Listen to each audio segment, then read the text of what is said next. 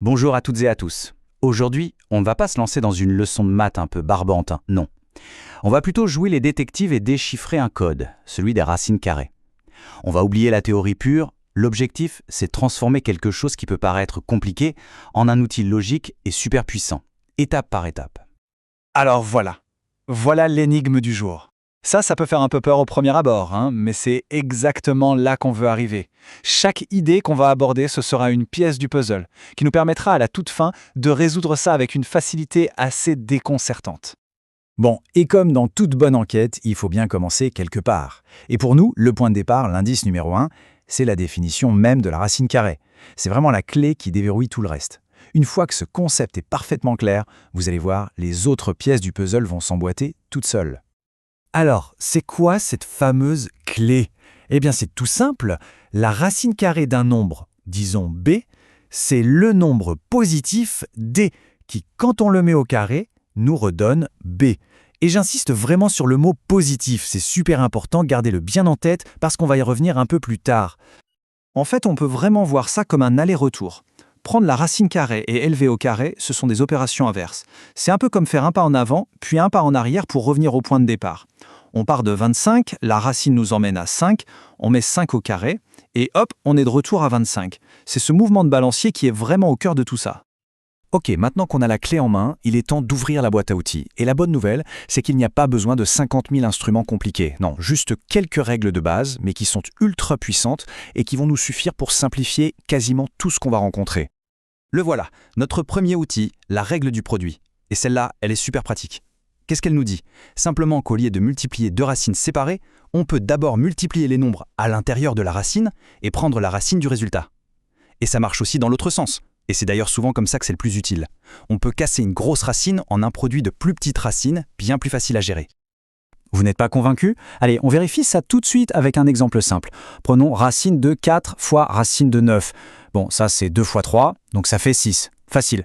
Maintenant, si on applique notre règle, on fait racine de 4 fois 9, ce qui donne racine de 36, et ça fait 6 aussi. Voilà, les deux chemins nous amènent exactement au même endroit. La règle est donc béton. Et voici le deuxième outil qui est en quelque sorte le frère jumeau du premier, la règle du quotient. Le principe, c'est exactement le même, mais pour la division. La racine d'une fraction, c'est tout simplement la racine du numérateur divisée par la racine du dénominateur. C'est aussi simple et tout aussi efficace. Ok, attention, moment très important. Voici le piège classique, celui dans lequel il ne faut absolument pas tomber. On ne peut pas, je répète, on ne peut pas distribuer une racine sur une addition. La preuve est flagrante. Racine de 9 plus 16, c'est racine de 25, ce qui donne 5. Mais si on essaie de séparer, racine de 9 plus racine de 16, on se retrouve avec 3 plus 4, c'est-à-dire 7. Et 5, ce n'est pas égal à 7. Donc la règle est simple, ça marche pour la multiplication et la division, mais jamais, au grand jamais, pour l'addition ou la soustraction. Allez, avant de retourner à nos calculs, petite pause culturelle. Ce symbole de la racine carrée qu'on utilise tous les jours, il n'est pas apparu comme par magie, c'est le fruit d'une longue évolution. Ça a commencé au Moyen-Âge avec un simple R pour radix, qui veut dire racine en latin. Et puis, petit à petit, il a évolué jusqu'à ce que le grand philosophe et mathématicien Descartes lui donne sa forme définitive au XVIIe siècle. Plutôt cool, non? Bon, fin de la petite parenthèse historique. On a notre clé, la définition. On a nos outils, les règles du produit et du quotient. Il est grand temps de revenir à notre énigme de départ et de l'attaquer.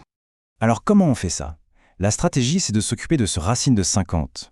L'idée, c'est de chercher un carré parfait qui se cache à l'intérieur de 50. On voit tout de suite que 50, c'est 25 fois 2. Et 25, c'est un carré parfait, c'est 5 au carré. Donc en utilisant notre règle du produit à l'envers, racine de 50 devient racine de 25 fois racine de 2, c'est-à-dire 5 fois racine de 2. Notre expression devient donc 5 racines de 2 plus 6 racines de 2. Et là, c'est comme si on avait 5 bananes plus 6 bananes, ça fait 11 bananes. Et voilà le travail. Le résultat final, c'est 11 racines de 2. C'est aussi simple que ça. L'expression qui avait l'air si compliquée au début se résume à ça. Tout ça juste en utilisant un seul outil correctement. Mais attention, ces outils ne sont pas juste là pour faire joli ou pour simplifier des expressions. Leur vraie force, on la voit quand on les utilise pour résoudre des équations. Et là, on touche vraiment au cœur de l'algèbre. Et c'est précisément là que la source nous lance un avertissement important. Parce qu'il y a une erreur hyper fréquente, un vrai piège mental dans lequel on tombe très facilement, on se concentre sur la réponse la plus évidente et on oublie qu'il peut y en avoir une deuxième bien cachée. Ce schéma résume parfaitement la situation. Pour une équation du type x au carré égale a, tout va dépendre du signe de a. Si a est négatif, c'est simple, il n'y a pas de solution dans les nombres réels. Si a est 0, il y a une seule solution, 0 lui-même, mais si a est positif, et c'est ça le point crucial, il y a deux solutions. Il y a la racine carrée positive, celle que tout le monde trouve, et il y a son opposé négatif. C'est celle-là la solution qu'on oublie tout le temps.